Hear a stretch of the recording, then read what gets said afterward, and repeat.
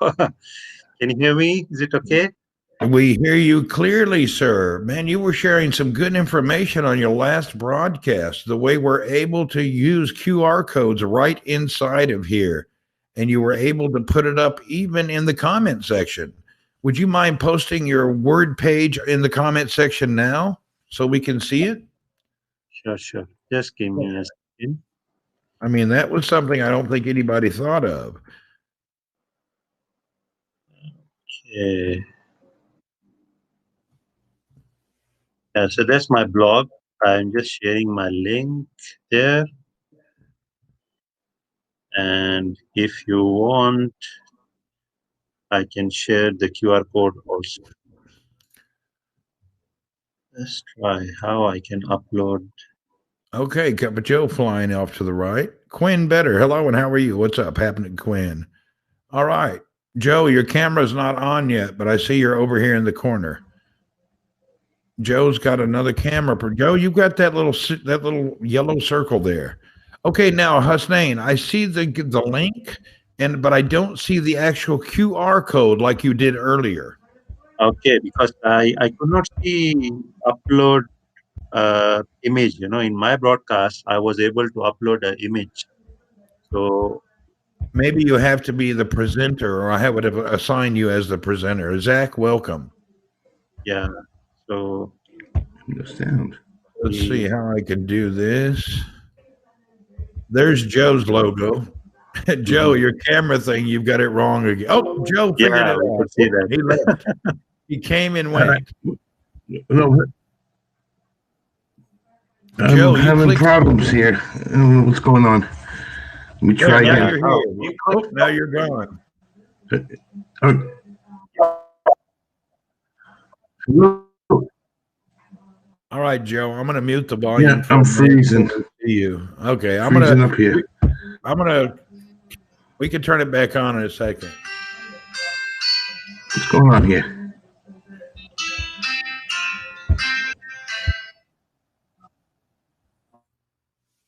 All right. All right, Joe. I got you off to the side for a minute.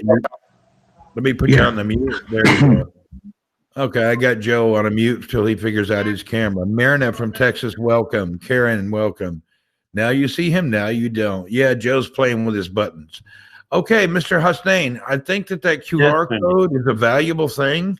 And sure, if you want, I can do another way around by presenting. There's a option in Hats I could use to present. Yeah, and try then it. Let's see how it works. Yeah, so that's a tip. Always before you share QR code, do test it, because Yes, exactly. so let me test first. Okay. So whether I'm sharing the correct QR code or not, right? Yeah. So what I'm going to do now, I'm going to actually click present. Let's try. Okay. And you could see my screen, and that would be on the extreme right. Now, it would be nice if I could move these images over and make us a P and a P, Like it'd be nice if I could put myself to the right, and that way we can see your screen on the left. Yeah. So now you could see the QR code. Okay, that's great. And so if you scan that QR code, it will take us right to your blog, correct? Yeah. So anyone just grab your mobile phone. For iOS devices, it's a built-in feature. You just use the camera, take a picture of this image. It will direct you to my blog. And for other like Android devices, you need to download a QR code scanner. Okay, yeah, I scanned your code. It took me right to your blog. That was very nice. Yeah, how about now? Can you do that and test? Let's do it again right now. No problem. Let's take the mobile here. I will activate my camera. I will take a picture of that, and it says open yours, and I open it, and ba-boom, it goes right to his, that's fantastic. Can you see it on my screen or no? Maybe not. Yeah. Anyway, it went right to your WordPress. That's nice, man. Yeah. Thanks. Good Thanks stuff. for the feedback. To make someone take a left spot, click the number 1. Yeah. Okay, so I would click this and number 1. That didn't Right. work. All right, let me try that again.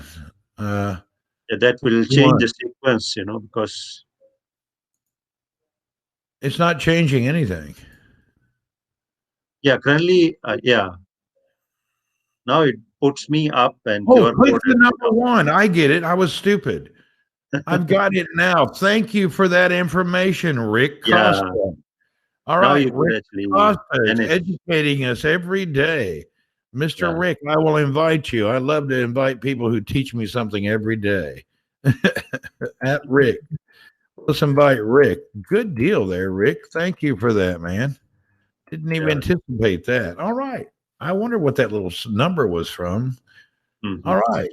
Global And- Earthquake Week. Is it? Yeah, there's been some earthquakes, huh? All right. That's very great. Thank you for showing us that. So there's a lot of things that we could do with that, huh? Yeah. And if you click on, there's a human icon. So then it will make you hide and the other two will go in full screen. Oh, okay. Yeah. I'm still playing with this. Oh, I lost your Q. Oh, there's your QR code. Okay, that's great how that works.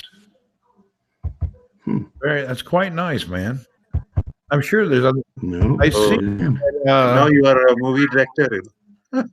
Rick came in and then he left. I guess, Rick, what happened I there? don't believe this. You're at work now. Okay, sorry about that, Rick. No problem. We appreciate you, though. Everything's frozen. We got Cup of Joe coming in and out like a yo-yo with his kind of a Satan symbol there, or whatever that means. I don't really know. What kind of symbol is that, man? It doesn't look healthy. It looks like one of those symbols they put on you when you did something wrong. Anyway, got some internet connection issue. Yeah, yeah. Joe's out of pocket right now. Sorry, Joe, you having problems. He's got too many devices, maybe. Okay, now if I want to take away this device, I just go boom, and it disappears. Okay, that was great. Mm. The only thing is, how do we get back to here and get me wide and even? Okay, I'm getting it down now. I'm learning this little studio. It's great. Yes. Anyway, that's great information, man. What have you been just playing around with different features and seeing what's going on? Oh, that's great. Let me see if I can find Karen, if she's still here at. So, Randy, just to add on, this is also a very cool feature of HAPS, because last time we used to have another software to manage all this. I used to have too much software before, that's why I'm glad to have HAPS. Yeah. I was tired of all the other software and apps and OBSs and all that. It was driving me crazy. So it was quite annoying. This is great. Every day I'm getting more excited about HAPS, How about yourself? Yeah, I think I'm exploring and discovering new features, but you need to attend different broadcasts, Sometimes you learn from others faster, So exactly. I need to explore actually two cameras, I was attending one of the broadcasts where she was cooking. So she could use two cameras, like one mobile device facing the stove and another camera to see the comments and full kitchen view. So that was very nice. So that's another interesting feature in HAPS. You could log in at multiple devices simultaneously with your same ID. Yeah. My only problem is I get even with the volume down, I get that silly echo. Echo. So that's why if you notice, I use headphone.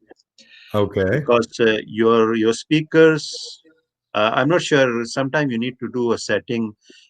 Once you are not talking, your mic should be mute somehow intelligently. But otherwise, it will pick up the sounds from speaker and it will actually repeat. So that's why most of our broadcasters, they use headset like that and a camera and a mic. Sorry. Joe, you're in and out like a yo-yo. Nope, frozen. Yeah, you're frozen. Okay, let's give you Yeah. a rest. Yeah. Okay, you don't hear an echo. I just cleared my cache and everything. Yeah, we can hear you. Yeah. Hello. Yeah, he's got some issues going on. So Yeah, the you echo hear I'm me? talking about, Isabel, Yeah. is actually the echo when I use two cameras. I'm not talking about the echo right now. Everything's fine I now. see. The only Okay. problem So, we're having now is Cup of Joe, and he's trying to figure out his devices. We've yeah, got so if- Karen about to come up and join us. Miss Karen, we are focused on your big on your. Oh, what? Are you ready, Karen? There we go. yeah. All right. On a I'm count here. of uno, dos, tres, cuatro, and welcome, Karen Watterson. Hello, Karen. Thank you for joining us. Oh, You're welcome. She's in and out too. Okay. You were coming and going, but let's see. What's Miss Karen? Did you see what Hossein was showing us about the QR code? Yes, I did. Oh, Okay. You know what I think this QR code is fantastic for, and I think we should share it. If you're going to do a cooking show, you could have the recipe on a QR code. Yeah. So people could say, how do you do that? I'm able to join now, Randy. Okay, Isabel, come on in. Now's a good time. No problem. We're ready for you. But you know, Karen, if he shares a if somebody makes a QR code for one of the cooking you do, everybody can see the recipe and it'd be easy to go to. You may need like a word blog or something. That would be some interesting stuff, you know? Yeah, I don't have a blog, but that's a good thought. I hear you. Yeah, but you can convert text into QR code also. For recipe, you could convert that into a QR code. You don't need a blog or website. Interesting stuff. Okay, Isabel, you are invited. So, Miss Karen, what are you up to today? Not much right now. Just got up a few minutes ago. So okay, fantastic. Well, welcome to the morning. We're glad God gave you another day, and I'm sure you're thankful for it. Absolutely. Yeah, we all got lucky for another day. And I just got off of work and I came home and I was just roaming around and I looked at Mr. Hossein was educating me and I was thinking, hey, this is good stuff. I get excited about little bitty things. Maybe I'm overjoyed about stuff that's not as big as others think, but a little bit of education, something I didn't know, it really makes my day. If I can learn something every day, I feel better. Right. Over to you, Karen. Well, like I said, I just got up, so I really haven't got too much planned for now. Well, I am going to do a cooking broadcast a little bit later. I'm going to do some. It's going to be made with cashews. It's I can't even think what it is now. I kind of lost my what I'm going to make. Sound like me. The other day I got in the car and I was trying to figure out what I was doing. And I forgot where I was going. That's easy to do. Yeah, well, why when did you I get my age, when you get my age at 72, you forget a lot of things. Yeah. Well, it even happens to younger people. I have a friend who's 27. He keeps forgetting he's married. It's really a problem with him and his wife. Well, that's pretty bad. I'm not sure if that's memory loss or selective, you know. Making a new bacon cheese sauce, Miss Erlene is. Has Karen ever met a black man from Los Angeles? I'm sure she wouldn't mind. Yeah, Randy, you were saying about having an echo when you have multiple devices. So my advice to you and to others will be like you have to turn mute and speaker volume also minimize to all other devices. Just keep one device, mic and speaker volume on. Okay, that sounds great. We have somebody I don't really know. I need to meet you. Okay, I am going to say over to you, Isabel. Tell us who you are, where you are, what you're doing, where you've been, what your future plans are, where you plan to be. Have you ever met anybody who had the same plan as you? That was a joke. Tell us who you are. Hi, everyone. My name is Isa Betancourt. Isabel is my full name. And I am an entomologist. I'm from Philadelphia, born and raised. And I like to broadcast here on, well, formerly on Periscope and then now on HAPS through Periscope and the other platforms about topics, entomological topics, which I'm very passionate about. So, for example, I have some other guests to bring on the show here with me too. Okay. Yeah, these are Madagascar hissing cockroaches. Are they alive? They are alive. Yep. Oh, you're nasty. One thing I like to say about what I do is that like insects have a terrible reputation in the world because all the pest species that bother us in our homes, but there are hundreds of thousands of other species in the world who are doing like really benign and like beneficial things for our environment to make it the beautiful place that it is. Including these little guys, which are decomposers out in the wild in Madagascar. You'll find them in the leaf litter, just hanging out and eating fallen fruits and other tasty treats, things that we might find tasty, things that we won't find tasty. You know, I've seen people with these from time to time on different media outlets. What do they just show them to us? Do people eat these in their native land or what? They're not eaten as far as I know. Like you could eat some, but I don't think you probably. Excuse me just a second. Miss Karen, Mr. Husnain, I'm going to make your picture small for a minute so we can make hers big. Sure, Let's see how it works. Okay. Maybe get a macro. Putting a little bit of my macro lens on so you can see even closer. Okay, there we go. Now I've got you big and me tiny. Oops, yeah. So here's this roach. Oops, it's a little hard for me to get used to the way that the camera works. But here it is. You can see its antenna just hanging out, very chill, very gentle creatures. So, what do they eat? Yeah. I give them organic banana and clementine, and their base food is cat food and dog food. So okay, how long do they live? They live to be like 2 or 3 years old. I see someone else is here in Philadelphia. Hello, Dan. You have some roach neighbors, some friendly roach neighbors. You know, that one looks like my brother's wife. Oh, yeah. I'm sorry, I'm only playing. Randy. It's very nice. Yeah, and here's one that's younger, so you can see like the size difference there.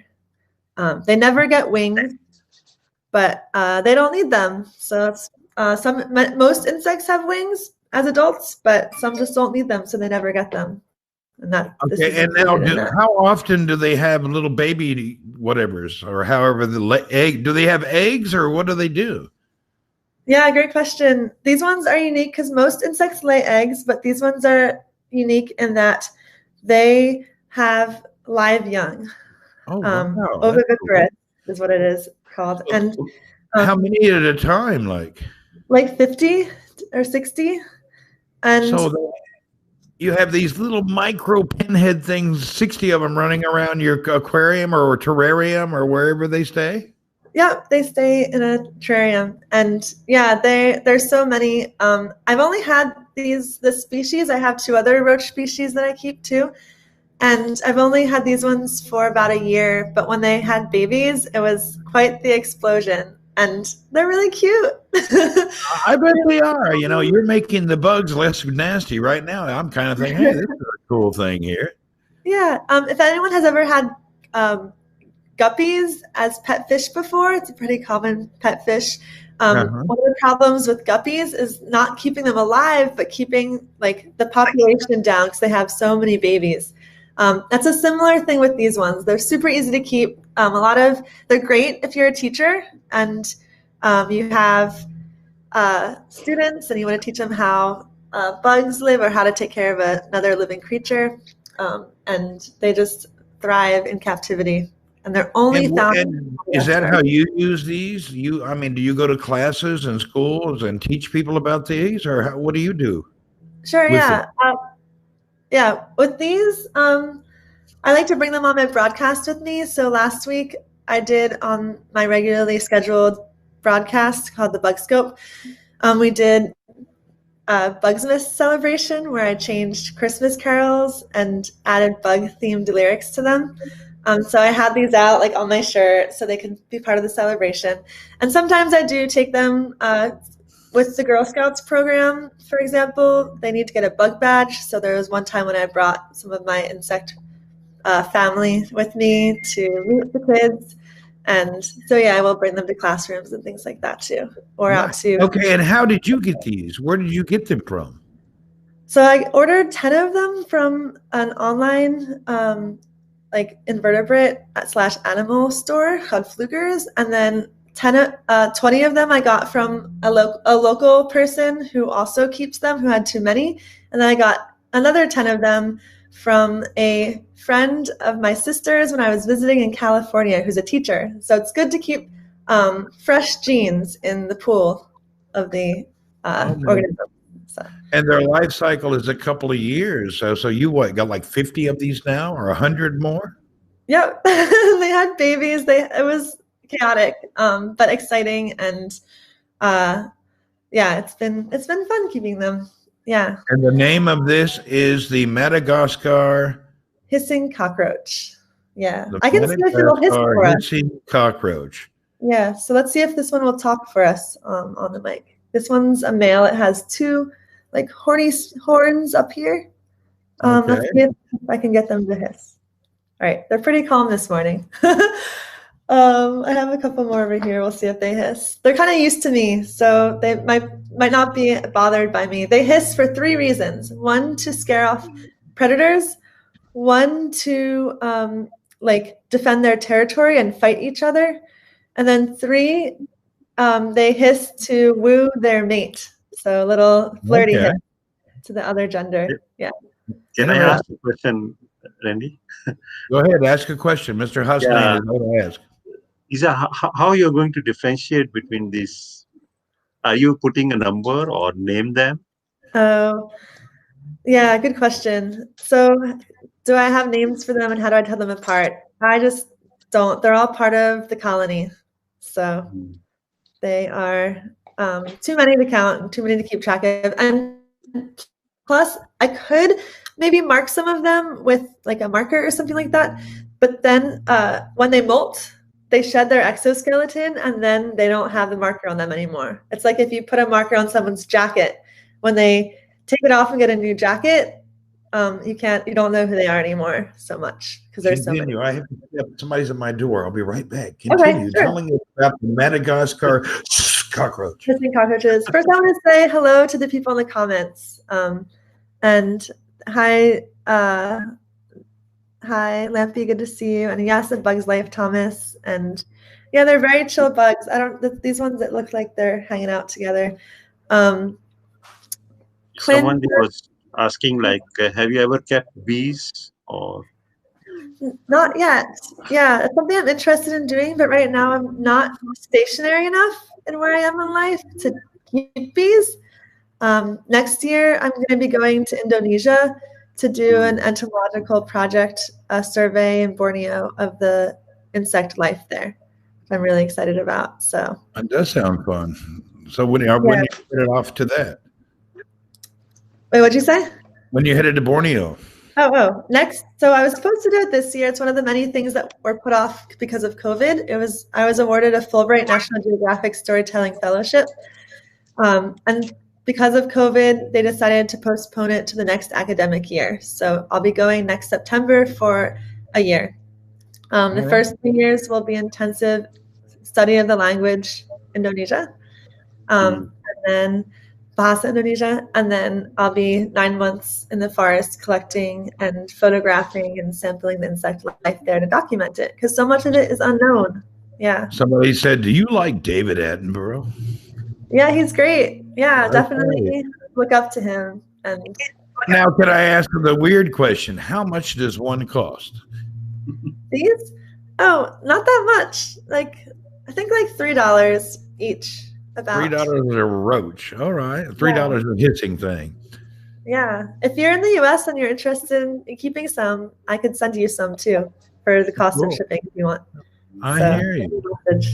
I'm actually next week I'll be in the Philippines, and we have the craziest Oh, wow. insects that live there naturally. So I don't really need to get more. I'm sure I'll be battling them at my house. Well, make sure you appreciate the ones that you're not battling too, that are flying by. And The only Yeah. thing I've ever had a problem with is the giant centipedes there. I did get bitten in my sleep one Oh. time. It was very terrible. yeah, there are some huge centipedes in the tropics. And when I was in Borneo back in 2015, which is kind of what led me to be going back this next year. And one day I was photographing one of the local assistants just for fun, and all of a sudden I felt something on my leg, and there was a huge, giant Scolopendres centipede crawling up my pants. And I didn't know what it was. I thought maybe it was a spider or something. And normally I don't advocate. I normally wouldn't like hurt an insect, but I didn't know what else to do. So I was like, all right, I'm just gonna like whack it to kill it, and just give it a big whack to just like keep it from biting me. Because when you're at biggest risk when the animal's scared, and so I knew it's in my pants, it's gonna get scared, it might bite me. But then it didn't work because it was this huge long centipede. It just got injured and it kept on running up, and it ran up my shirt and then fell out, and it survived. So I'm happy it survived, and it didn't bite me. So I'm happy it didn't bite me. I did get a huge rash from it too. That's fantastic. Now, do these things fight each other in any way, or they're cool with each other, or do they attack each other at any time? Yeah, the males will hiss at each other and kind of bump into each other a bit to defend territory. But other than that, they're pretty chill together, and you'll actually find them all together in the wild because they benefit from being in groups, from being all together, because that helps maintain humidity. They're at risk of desiccation, of drying up, and so they stay together, hunkered in the leaf litter, which is pretty cute to see them all like piled on top of each other and huddled as a big happy family. Yeah. So yeah. And Thanks do you everyone. keep any other bugs? Yes, I don't have them with me right now, but I have 5 tarantulas, and those are really great pets too. I like to equate them to keeping a plant or a cat because because they are really easy. You just feed them once a week a cricket or a cockroach. You can feed them cockroaches too. And you just water them about once a week too, and they're chill, beautiful organisms, furry, dazzling patterns. If you are like, what are you talking about? Then I recommend that you check out and look up the green bottle blue tarantula, for example. On these, how often do they produce? I mean, is it like every month, every 6 months? The Madagascars and cockroaches. I'm not really too sure, to tell the truth, since I've only had them for a year, but my guess would be maybe like twice a year, if I had to guess. But Interesting. Sure. A tarantula. You ever been bitten by your tarantula? I have not. Yeah. I've only been bitten by one spider ever, and I deserved it because I accidentally was sweeping and swept it into my dirt pile and went to go rescue it and take it to remove it and put it outside, not thinking any animal or creature who's agitated is going to be scared and potentially lash out. So that was totally my fault that I got bit by it. But I do want to say, make sure everyone knows that spiders are often blamed when it's really not the spiders that hurt you. Spiders have no reason to hurt people. Like mosquitoes do, because they need a blood meal for their eggs. Horseflies do, they need a blood meal for their eggs. But spiders are blamed way more than they ought to be for bites. Most of the time a spider did not bite you. Yeah. Actually, a lot of the Twitter arachnologists came together and made a shirt that says, "A spider did not bite you."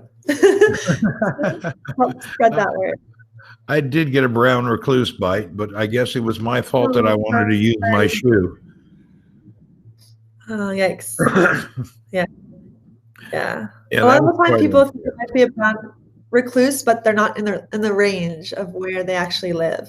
So yeah, I stuck my foot in my shoe and got bit on the top of my foot. All of this was in the Philippines. Sorry. The centipede and the spider. But I see people that have fox spiders as pets, and it's kind of crazy. This little creature, and people like hanging out with them, and they don't really do anything to them. Yeah. Wait, what kind of spider did you say, Randy? Fox spiders are real popular pets. Oh. Fox spiders? Yeah, that's what they call them. I don't know what I've not heard of the scientific name is. Yeah, where is that?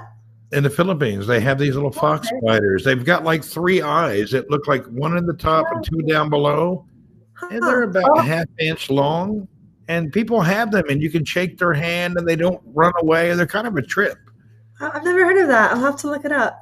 Yeah, the next time I'll grab a picture. What is the life of the roach? Somebody asked. How long do they live? She said it earlier. 2 to 3 years, maybe 4 years too, but that's about okay. Randy, have you heard of the jumping spider battles that occur in the Philippines? They'll pit 2 different types of they'll pit jumping spiders against each other, kind of like cockfights. Yeah, that's not really allowed, but the kids used to do it.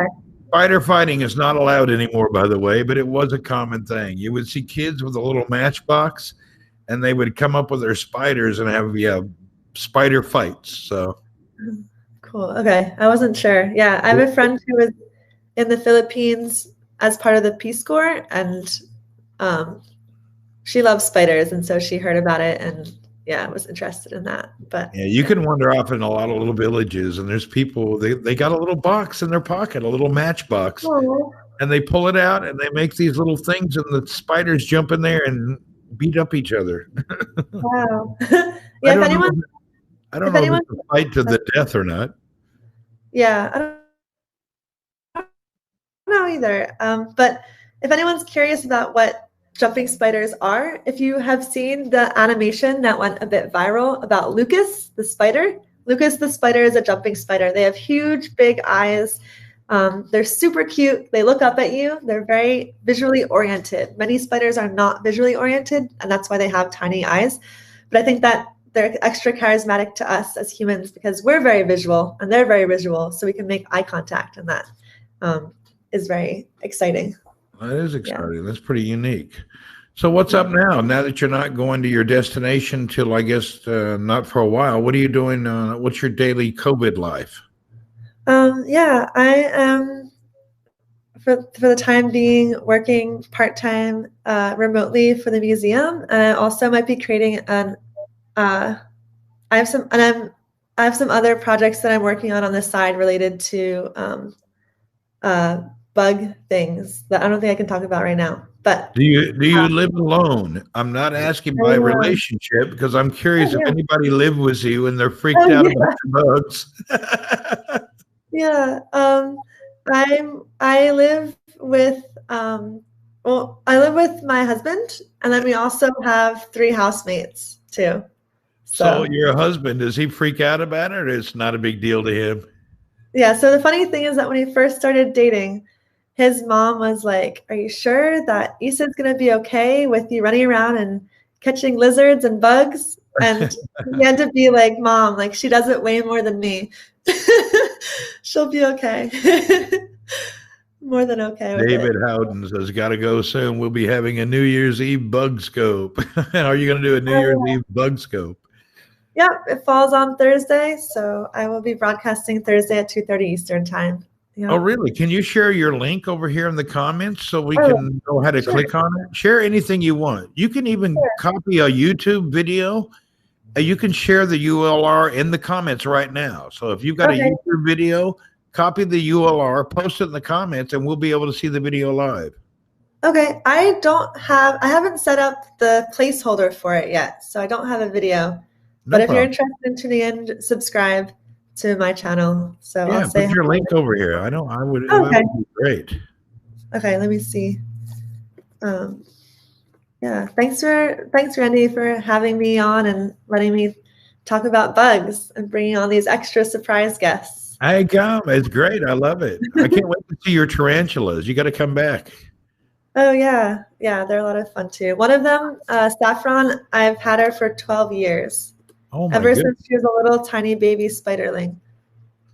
So she's my. I always thought about a tarantula, but I was scared it would bite me. Yeah, the cool thing about tarantulas is that different ones have different temperaments. And I definitely can't say that they enjoy being held or they like people. They don't like to be pet or held necessarily, but different ones are tolerant to at different levels. And yeah, so I have one that's very, very tolerant, a rose-haired tarantula. I have two that are like somewhat tolerant, and that's the Mexican red rump. And one of them is Saffron, my 12-year-old. And then I have one that's a Trinidad Chevron, which is, I would not hold that one. That one Give me has. just a second. Hey, Karen and Husnain, I'm going to disconnect both of you. I want to see if her video becomes more crisp. Oh, is that a little choppy? Sure. Thanks, Randy, for We'll see inviting you me. guys in a little bit. Husnain, thank you. Karen, thank you. Thanks. I'll get back to you guys in a few. Thanks, I just want to see if I for can sharing improve great quality. Sure, hobby, yeah. you know. Thanks for your openness to them. Okay. Yeah, I want to see if we get some improved quality. Yeah. Okay, now let's see if that I can't tell yet, but it does seem to be clear. Yeah, that's great. All right. Yeah, I hope so. If not, then I think I might have to figure out some things on my side because I was having a little bit of issues with clarity. Yeah. Well, one of the things is the light behind you, which usually is better. So maybe if the light's facing you, I don't know. It's fine. No problem. Yeah. Now, does your tarantula get around these hissing cockroaches or no? Have you ever let them meet each other? Or is that a big no-no? Definitely not. Big no-no. Big no-no, huh? Yeah, the tarantulas would love to eat these guys. Okay, so he would see them as dinner. Yeah. So, yeah, I'm kind of going off of that. When I hold the tarantulas, the goal is that the tarantulas think of me as part of the landscape, or like not a threat and not food. So. And all of them have a different attitude. Some you can be cool with, and others don't want you very often.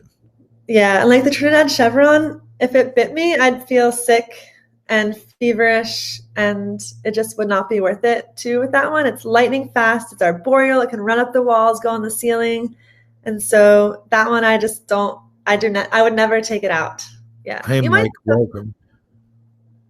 Oh, so you have one that's just an untouchable. I didn't know that. That's funny. Yeah, ornamental is what we can call it. And I have another one that's a Brazilian blue beauty, which is a dwarf, a smaller species. It doesn't get as large as other ones. And that one I also would not touch as well for the same reason. Well, how do we know which is good and which are bad? I mean, how do we know this? When you get a tarantula, how do you know it's the one that's cool or it's the uncool one? Yeah, it's pretty much like with breeds of dogs, how like golden retrievers, they're always going to be really sweet and like gentle, and like they have their temperaments that they tend to have. And or like breeds of chickens, I think might be the same way too. At least that's what my family has experienced growing up. The breeds tended to have similar. Oh, hello. Yeah, who's that, Randy? Oh, he was behind me yelling. When I talk, he wants to get behind me and tell me he's here. Oh, hi. Yeah, so they have different temperaments, and so just based on the way that they live, the way that they've survived through the years, the way that they've been shaped by evolution has kind of led to their temperaments and the way that they behave and react to different stimuli. So. Okay, so the one you buy, let's say at a pet shop, you don't know if that's you. It's just like a lottery. It's like maybe he's cool or maybe he's not. Yeah, you know the species hopefully when you get a tarantula. So I'm going to turn this way so the light maybe is a little. Well, I would hope a pet shop would not sell you the wrong breed or so. I mean, I would hope that they would be cautious and just not let you buy something that's not good to have. Yeah, so oh wow, the quality is so much better. That light was bugging you out. Oh, good. Pardon the expression. No problem. I just want to say, yes, Tommy, these are Madagascar hissing cockroaches that we have here joining us this morning, evening, night, wherever you are. Is there some lag from my video? There's a little bit of lag coming and going, but I'm sure Okay. it will improve. Just Okay. now, we just got a tad bit of lag, but your voice is crystal clear. Okay, good. Thanks for letting me know that. Yeah, so no identifying features. What do you mean, Quinn, better about that, out of curiosity? Aren't there some identifying features about tarantulas that you can say, okay, this is good, this is not? Oh, the different species. Yeah, just the different species. Like there's one kind, the pink toe tarantula, which is adorable. It has literally pink toes. It's black with pink toes as if someone painted its nails.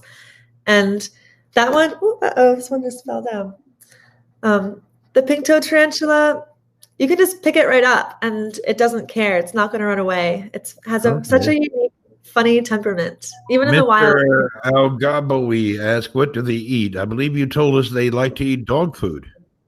Yeah, they like to eat cat food, dog food, and then I also organic lettuce and organic bananas, organic oranges. So how do they know it's organic? Do they like read the label? If only they could tell for themselves. One time I was keeping walking sticks as pets, and I gave them, in a panic because I didn't have food for them at the time, but I needed to feed them. I gave them non-organic lettuce. I washed it really well. I gave it to them, and then a couple hours later, I came to check on them, and they were on the ground of the container twitching. It was really terrible and sad. Oh, my God. And I took it all out, and most of them came back to life the next day. But I was like, okay, that's not organic. Very clear. Somebody, Jane asked, do your bugs ever get out of their containers and you have to hunt for them? So when these ones had babies, I didn't have the right container for them. And a lot of the babies did escape. So, yeah, that was tricky. But I started finding them over the next several weeks, and some alive, some dead. And they're not an issue because they're not native to here. If they got out into the wild here, they would die because they cannot survive the winter.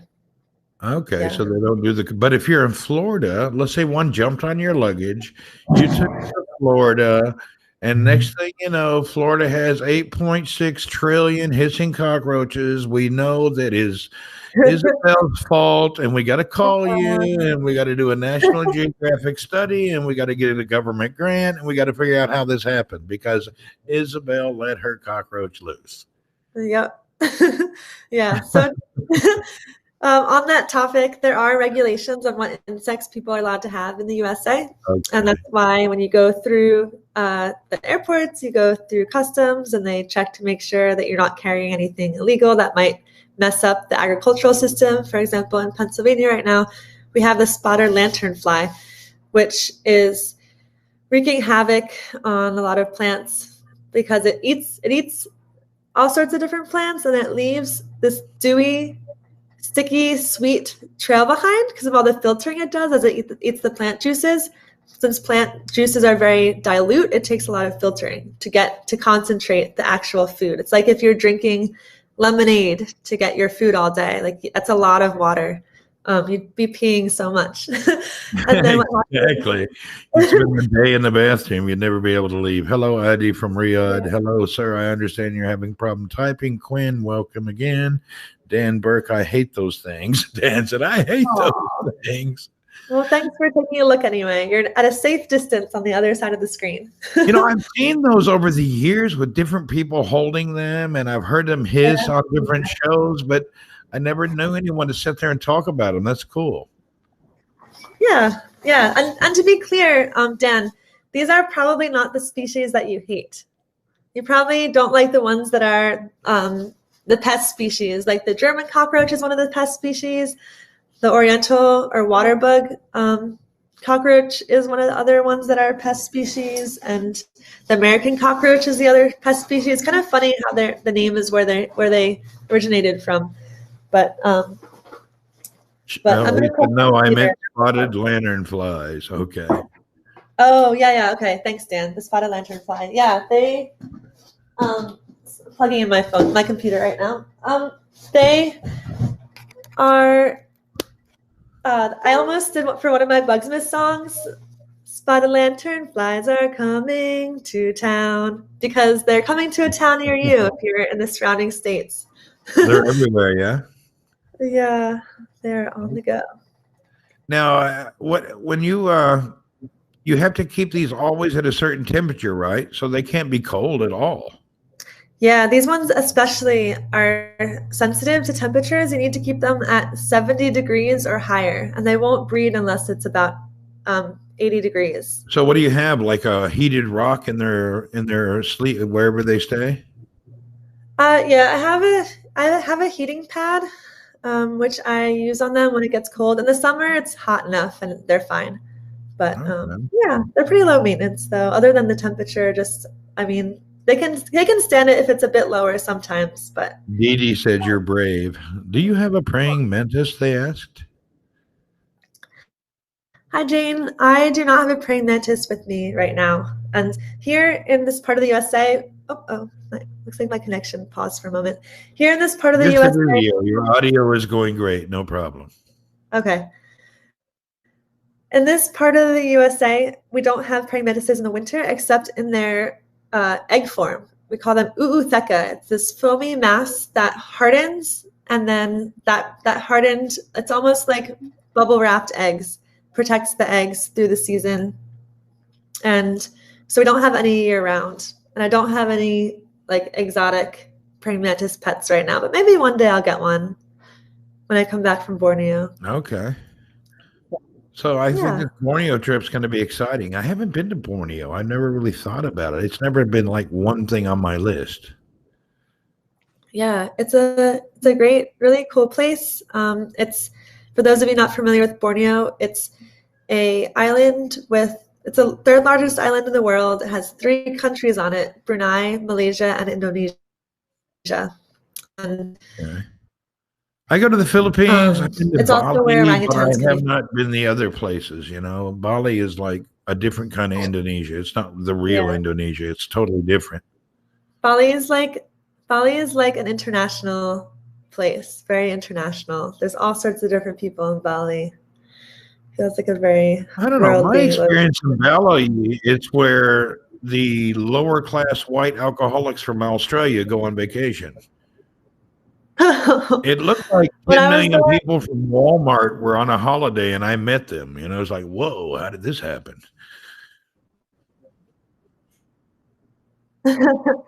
Yeah, when I was there, I felt like it was in Australia. I went to their their local zoo, I guess, Mhm. the Bali Aquarium Park, and on the bus, me and my sister and my husband Ramon were the only Americans on the bus, and so it was funny. I was like, okay, this is the closest I've ever been to being on Australia. But Now, I couldn't eat the food there. I found it to be so spicy it gagged me. But I tried everything. so Man, I went to all the little local places and it was too spicy. And I guess the time I went, it was like 100 degrees, 100% humidity, and I never was comfortable. wow, yeah, yep. When I was in Borneo, that's largely what I experienced with the temperature. It was pretty amazing to come back to the USA or to go back to air-conditioned places, because the field station where I was and where I will be has no air conditioning. It has solar-powered lights, a generator that runs only for maybe 4 hours a day, and therefore you're just exposed to the humidity. And I would just sweat, and I'd be like, this isn't fair. I have no reason to be sweating right now. I'm not running. I'm not like standing in the sun. It was pretty amazing to. Somebody to find- asked, "Are you Portuguese?" You don't look Portuguese, but then again, I don't know. Yeah, I'm half Cuban and half Italian. Okay. Yeah. So, yeah, but yeah, so it's the temperature is definitely, it's very hot over there, very humid. Yeah, I'm going to be like next week. I'm prepared. You know, most of that area is like the summer is hot and hotter, and that's just the way it is. I've been sent to Bali twice on business trips, and each time the second trip was like torture. I was just not into it. It was suffocating, man. It was so much hotter than the Philippines. It was intense. Yeah. It's Yeah, I am someone who likes the heat though. I like summer over being cold. So there's that. But summer is but cool. So you're going to be in the Borneo area on this thing. How long does this last? Is it like a month, 6 months, or how long are you going to be gone? yeah, for the first from September through to December, I will be on Java, the island of Java, which is where the capital is, Jakarta of Indonesia, and I'll be intensively learning Bahasa Indonesian. And where will you be? You'll be near a university or what? Yes, I'll be, I think, near a university where I'll be at some school where they'll teach me Indonesian. I haven't exactly figured out which one yet. On the island of Java, my friend's wife is she is the professor of nuclear physics, science, I don't know, some big thing. She's there on Java. She's been teaching there for years. Oh, cool. She's Indonesian. He's Saudi, and they keep their house there. And she's nuclear medicine, whatever that is. Oh, wow. Professor of nuclear medicine. Her title's longer than I can spell. I'm from Tennessee. I'm still working on English. I can't say these big words. Yeah. So the one nice thing about if you go to Indonesia and want to learn the language, it's fairly simple compared to other languages because it's everybody, for the most part, second language, because Bahasa Indonesian was created during the colonial times as a trade language. Okay. So the words are very simple. If you send me a message on a Twitter, I will forward you. I will have his wife send you a message. Maybe you never know. You may hook up and know somebody when you arrive. Yeah, that sounds great. That'd be great.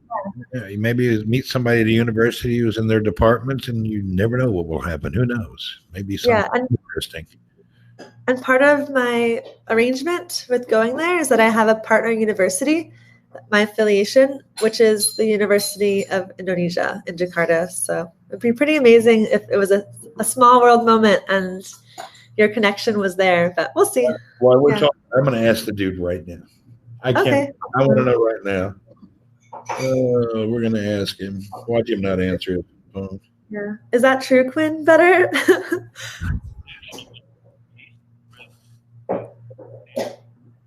Oh, hold on. I didn't press the right button. Anyway, yeah, there's also a broadcaster, Tiara. She lives, but no, she doesn't live in those areas.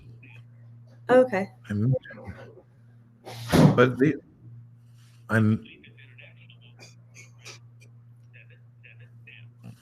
man, I gotta press these buttons. 7.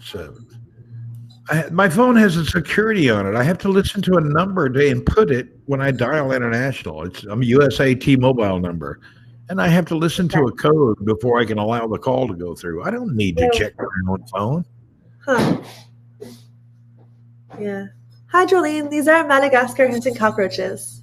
Yeah, go ahead. Ask Isabel questions while I'm checking something. I have a small world thing happening. It happens to me all the time.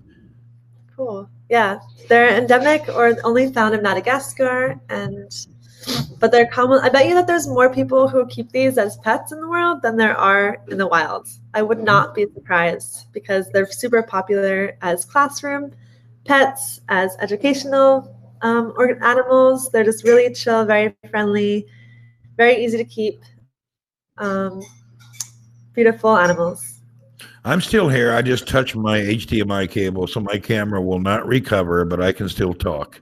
Anyway, okay. I called him. I did not call back, but I would bet 99% it's exactly where you're going to be. Since my life started traveling since, 20, 30 years ago, you cannot believe how small the planet has become. One day I was in the middle of the jungle in the mountains, and there's like a bamboo shed and people are just dancing and it's like a crazy party like New Year's. And I get there and there's this big American dude just dancing and going crazy. And I looked and I go, "Cowboy?" He said, "Hey, what's up, bro?" The guy I grew up with in Hendersonville, Tennessee is in the middle of the jungle at some party that I stumbled upon. It's crazy. Wow. I've had these things happen all over the planet. I've run into people I meet in the most remote, unbelievable areas. You Wow. really learn how small the planet is. It's crazy. Yeah, that's amazing. Wow. That really tripped me out. Uh-huh. Somebody asked, can Um, they swim? Good question. They cannot swim. And oh, this one's cleaning its foot right now. But if one thing I have to be careful about is if I have a water dish for them, I have to make sure that it's not that they won't drown in the water dish. So insects are, have you ever thought about where an insect nose is? So they don't have it on their face like we do. They breathe through these bunch of little holes called spiracles. It kind of reminds me of how plants breathe with their stomata underneath their leaves. Lots of little holes that open and close. And so they have a bunch of little holes down their side called spiracles, and that opens up to their tracheal system and allows air to come in and leave. It's a pretty passive system for bugs, but sometimes they can contract their muscles, their abdominal muscles, to help accelerate the airflow. So because I of that, did not know that. That's interesting. yeah. So since they have their like breathing holes there, their spiracles, you have to be careful that they're not going to like go into the water and then drown in it. So sometimes we put marbles in the water bowl to make sure that they don't drown. I hear you. Well, Yeah. that's why maybe you see some bugs where they only have a sponge for the water. They don't really have a dish. I don't know. Yeah. I guess some bugs drink from a sponge. I've seen that in some people's terrarium. Yeah, exactly. Yeah, so I do have a sponge for them too. Okay. And also I spray their cage too to keep the humidity up, and also that they'll drink water from the sides of the cage or on leaves in the cage. And a lot of insects will get enough water from their food that they eat or from the rain or mist dewdrops that fall all around them. Do they smell? I mean, is it like a musky smell where they are? They don't smell, but if I leave their food in for too long and it spoils, that will smell. So the cleanliness of their cleanliness is up to me. I'm responsible for whether they're dirty or they're clean because I'm taking care of them. And that's one thing I like to say too about wild roaches is that the ones that are pest species are dirty because they're taking advantage of our trash. They're like, oh, there's a resource here. So what does nature do? Something in nature is going to take advantage of all those nutrients that are piling up. And that just happened to be the cockroaches. So in a way, they're doing a good service when they come and eat the food scraps and random organic material because they're cleaning it up. It's just the consequences. They'll get bacteria on them sometimes, and they carry it to the next location because it gets on their body. And that's why we find them to be gross when they're the pest species in our habitats. Biggie Small is here. What's happening, Biggie Small? Welcome. Well, Miss Isabel, it's my dinner time. It is 6:06 p.m. and I've really enjoyed talking and just chatting with you here. And I would like to make sure this does happen again. If it doesn't happen again, I'm going to be very upset. We want to see your tarantula talk.